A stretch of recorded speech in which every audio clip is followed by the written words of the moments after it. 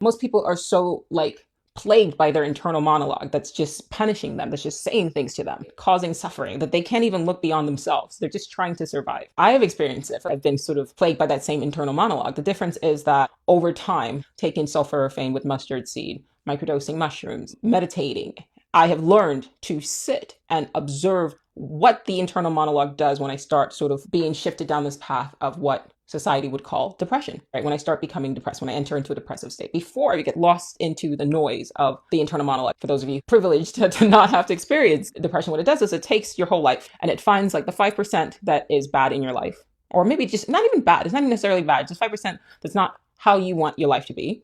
And the internal monologue goes, that is now 100% of your life. It sort of, it emphasizes, it magnifies the 5% that's wrong in your life. That's not where you want it to be. It's not even, like I said, doesn't even have to be wrong. And it says, this is your life.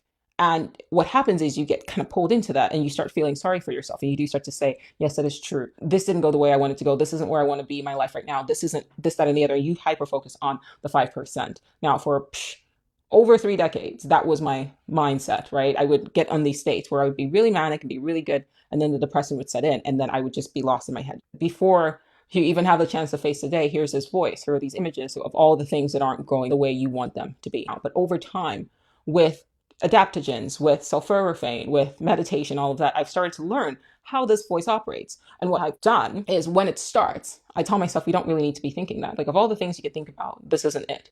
Two, I actually sometimes use the darker aspects of my perception on reality, that this might be some sort of prison that we as immortal creatures have gotten ourselves trapped in. And by immortal creatures, I mean a consciousness, conscious entities existing in physical form or serving time in the third dimension, however you want to perceive it. I will use this concept of, okay, this might be a prison.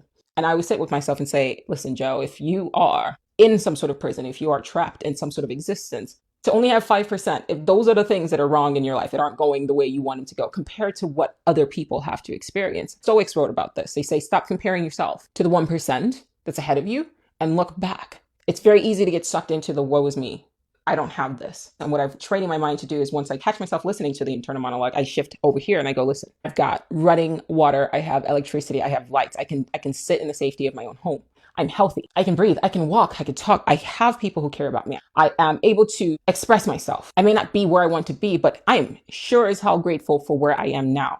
Being able to disconnect from the woe is me and shift back to the this is where I am, not I'm not where I want to be, is how I silence and disconnect from the internal monologue.